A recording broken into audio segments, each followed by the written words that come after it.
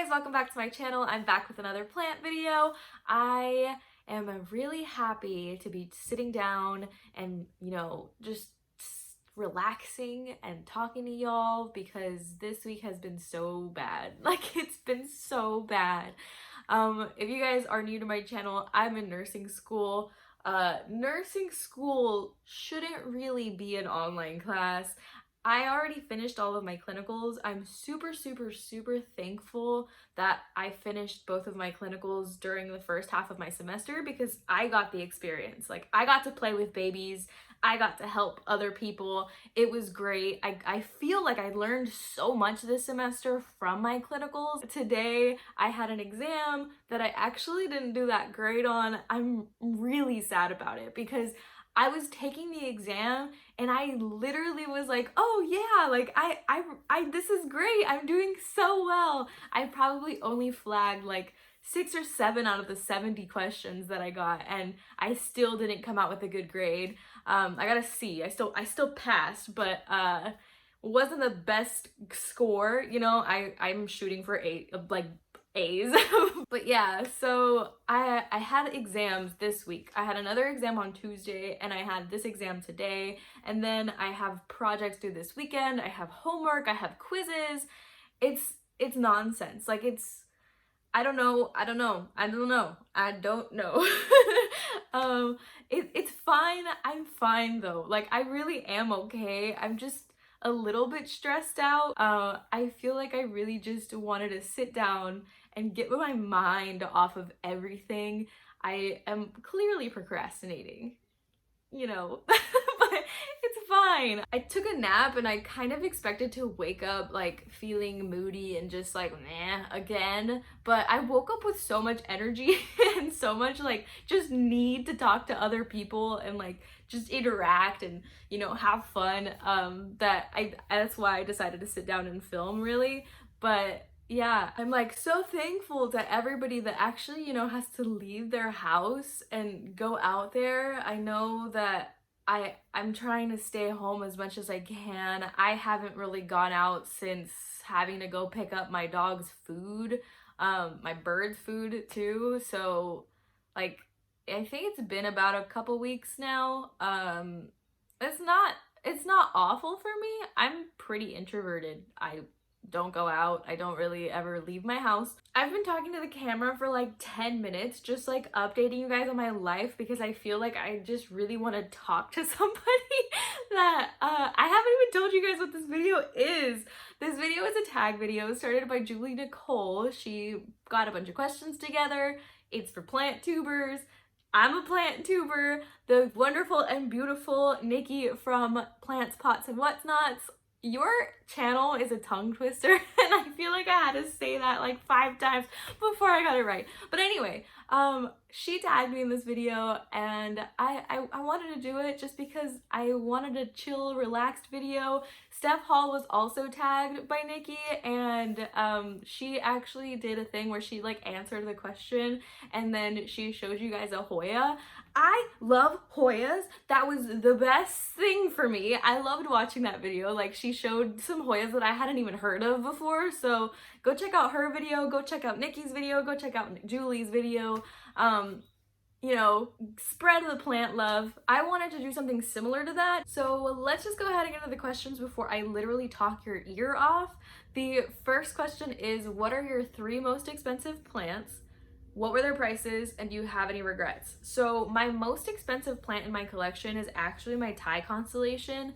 It's this baby right here. I love this plant so much, but it was $100, and if I'm being completely honest with you guys, this was the plant that made me decide that I will no longer be spending more than like $50, $60 on a single plant.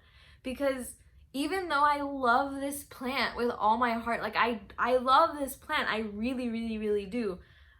I wish it was cheaper. Like, I don't know how else to say that. This plant is one that I see on the market so often, and I see people selling them for such crazy prices, and in my head I look at it and I think, why do they cost so much if so many people are selling them, you know? Like, that's sort of the vibe that I get from this plant, and I've started associating like negative feelings toward this plant just because of that. Do I regret it entirely?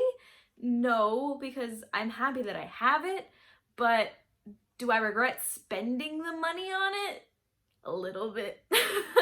The next plant on my list of most expensive plants that I own is my philodendron melanochrysum. So my philodendron melanochrysum, I believe, was 50 something dollars whenever I bought it, and I bought it as like a 2-leaf cutting. This again was one of the plants that came to me, and it was not in the best shape. It was wrapped in moss, and I know that it was wrapped in moss from this seller since like she had posted pictures of it. I know now that looking back on that video, the roots that I had taken out of the moss, those were not roots, and that will forever haunt me because I feel bad because I said that those were like the rotted off roots, but I don't feel bad at the same time because you can see in that video that the aerial roots like had rotted. Like, the aerial roots had definitely been rotted, and the seller still like denied it, which is fine. I don't have an issue with that. I obviously was able to rehab it and like bring it back, but it was a little icky that happened. So again, I associate icky feelings towards this plant. It feels like people are selling this plant all the time, and the prices are extremely inflated, and it just makes me feel sad. I don't know why that makes me feel icky. Like, I know that's just kind of how it works, but it still makes me sad, and I feel like I have the right to express that it makes me sad. And then my third most expensive plant is actually a new plant that I have now. I didn't actually buy this next plant that I'm going to show you guys, but my boyfriend got me this recently, and I'm so happy about it. Like, I'm so happy about it, and it's a Hoya. It's a Hoya Sarawak. Sarawak. I love this plant so much. I like basically happy cried whenever he showed it to me.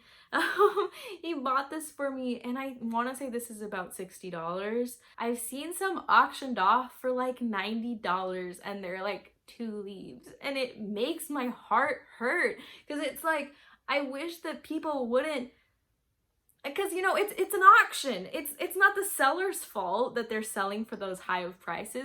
It's our fault as consumers that we're willing to pay these crazy prices for these plants.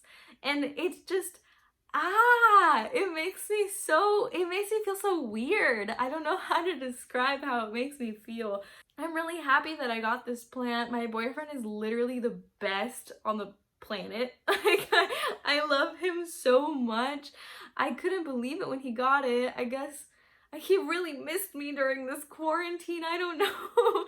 So the next question is, what is the most that I will spend on a plant? And the answer to that was $50. Like, the Thai constellation really just opened my eyes and made me feel like there's no way that I want to spend any more than $50. I just think it's impossible for me to spend any more and feel okay with the decision, like, financially. But yeah, $50 is definitely one that is still pretty high. Like, that's pretty up there. But I'm sticking to buying cuttings. I'm sticking to like buying small plants. I don't see myself ever buying another plant for more than $50 unless it's something that I can't live without, but I doubt that that's gonna happen. Speaking of cuttings and small plants that I received or got, I actually wanted to update you guys on this plant right here. So this I got in a trade a while back, and I want to say it had like 2 or 3 leaves in it, and I've just really been appreciating this plant because it's been giving me new growth. Like, look at how cute this little leaf is. I just wanted to update you guys because I know that this is a plant that I haven't shown on my channel in a while, so here it is. This is my philodendron pedatum. The next question is, has your plant collection ever caused issues in your relationships? If yes, please explain. Not really. Everybody in my life is pretty supportive. My mom really likes plants too. And for the most part, my plant collection stays in my room or in my plant room. And my boyfriend is really, really supportive of the plants too. My boyfriend doesn't live with me though, so maybe when we live together, if we live together, he'll probably hate them, but I don't think he does. I've actually gifted him a few plants and he has them like sitting around and he enjoys them too. But no, not really. And the other plant that I wanted to update you guys on, I know that I just showed you this recently, but my Hoya lithophytica has gotten new roots and it is now in leca and I'm super happy about it. It is so cute. I love it to death. This is my Hoya lithophytica. I forgot to show it in my Hoya collection video, so I wanted to show it here. The next question is, has owning plants interfered with your travel plans? And I would say probably not. I don't really travel. I don't go places.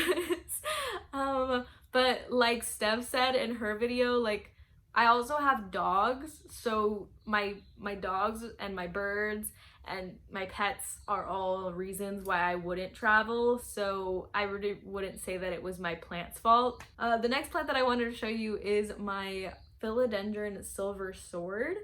So this is actually a plant that I unboxed on Stefs Leaves. Again, I associated icky feelings with and I just didn't enjoy it, but I ended up giving that plant away and trading it away to one of my plant friends, and I did end up taking a few cuttings from it because I didn't want to like regret purchasing it, I guess. I took some cuttings from it and this is what it looks like now, and I actually really like how this one looks in comparison to the mom plant that it came from. I don't know why, but the growth on it is just really cute. The next question is, have you killed a plant intentionally? No, I haven't, but I've thought about it. Like, I've definitely thought about it. My Calathea ornata that I was having problems with for so long at the beginning of my plant journey, I wanted to kill it at one point. I was like, I'm gonna murder you. Like, there is a point where you get to that like frustration with your plants when you just want them to die. And I know that's probably not like the best thing to say as being a plant person. I love my plants, y'all. Like, I love my plants. Like, I really do. Please don't take that the wrong way. But that Calathea was just making me angry. So I did consider it. I considered it. And then it was doing fine. I had it in my bathroom. It was great, having a great time. It wasn't dying at all. And I was like, yay, you haven't died, but you're still not doing anything. Can you do something? And then my aunt visited here from Mexico, and then she watered my Calathea from the top with tap water, and where I was feeding it only rainwater, and I was only bottom watering it, and the plant just, like, it just shriveled up and died. So, I don't, it died. So, I didn't do it intentionally. Somebody else did it for me, but yeah, that died. Ooh, I wanted to show you guys that my Anthurium Crystal Hope. Do you see how beautiful that is? Holy cow. Wow, that's nice. Anyway, it's coming out with a new leaf. So, yay! The next question is, what's the most stressful part about owning plants? The pests. I think everybody's probably answered the pests, but the pests, I've like struggled so hard with spider mites. Like, I had spider mites on my philodendron, I had spider mites on my monsteras, I had spider mites on like all of my alocasias. All of my alocasias now live outside, so I'm happy that I live in an environment where I could just put them outside and they're fine. So yeah, that's probably the most stressful part. The next question is, if you were only allowed 3 plants, which ones would they be? And those, my friends, would be my Hoya Thomsonii, 1000% my Hoya Thomsonii. I grew that thing from a cutting and it's a plant now. It's fuzzy, it's splashy, it's a Hoya, it's beautiful, it has awesome flowers. I love my Thomsonii with all my heart. The second plant that I would keep in my collection would probably be my Scindapsuses. I love my Scindapsus. Like, they're so beautiful. They're so easy. And then the third plant that I would probably keep would probably be my Mathilde, just because I grew it myself also, and it's just so cute, and I get a lot of joy from my Mathilde. And again, it's another Hoya. Another plant that I haven't shown y'all in forever is actually my Maranta Silver Band. This is a baby. This is actually a whole nother plant. I rooted this leaf, and all of these little baby leaves have come from that leaf. The next question, honestly, I feel like I could talk about forever. What is your opinion on the rare plant hype? I don't like it. I don't like it. It makes me feel weird. I don't know how to describe it, and I know that I use the word rare in some of my videos, like in my Hoya videos, because in my Hoya videos I have some rare Hoyas. Like, I have some Hoyas that you can't really find. But the word rare is just so subjective and so weird that it just makes me feel strange. I don't think I have a goal to have like a million rare plants, you know. I love all of my plants, I really do. The rarity and like the collectory, like, kind of, I don't know. I don't know how to feel about it. It makes me feel a little strange. That's the only way that I can really describe it. I like having plants that other people don't really have, because it's cool. Like, I get to show you guys cool plants, and then maybe in the future you're all able to get the same plant also, and that would be cool. That would make me happy. It makes me feel a little odd. Would I like to have some rare plants? Yeah, but rare plants typically means a little more high maintenance, and again, I'm a busy nursing student. I don't really have time for high maintenance, so that's why I love Hoya so much. That's why I love snake plants. That's why I love Scindapsus. That's why I love my Cebu Blue. Like, it's nice. It's a nice time. I'm looking for a nice time, not a rare time. Have you ever purchased a plant just because it was trending and don't like it that much? Probably my Thai, like, as you guys heard in the beginning, probably my Thai, as sad as that is, or the silver sword. Whenever I bought the silver sword and I got it in the mail, it made me sad. So yeah, those plants for sure. The other plant that I wanted to show y'all that is getting new growth is my Huey Amirabilis. I don't think you can really see that well, but there's two new little leaves coming down right there. And then there's a bunch of leaves up here. Also, this is a baby leaf. And this is like a new growth point. I love my Amirabilis so much. Can you tell? The next question on the list is, do you think plant collections are bad for the environment? And I think whenever people answer this question, they answer it sort of based on the fact that we're like shipping and importing plants a lot. And I'd say probably it is a little bit not that great, but I know that a lot of us plant people are pretty environmentally friendly, and we reuse our boxes. I reuse my boxes like all the time. I don't go out and specifically buy boxes for anything. I always just hoard boxes like it's gonna be useful in an apocalypse. So the last question is a really funny question. It's, how much would someone have to pay you to kill your favorite plant? I think Steph said like probably $1 million, and I would agree. Like, if somebody had $1 million out there and wanted to pay me $1 million to kill my plant, I think I would do it. As heartless as that sounds, I think I would do it just because I have student loans. but yeah, that's gonna be it for today's video. I hope you guys enjoyed. If you did, go ahead and hit the like button down below, and if you like me and you like plant videos, go ahead and subscribe if you want to. But that's gonna be it for today's video. I tag all of you guys to do this video. I tag Millennial Planter and Dea. do this video. It seems like a fun one, and if you feel like talking and getting your mind off of this quarantine stuff, I definitely recommend doing it. But yeah, that's gonna be it for today's video, and I will see you guys in the next one. Bye!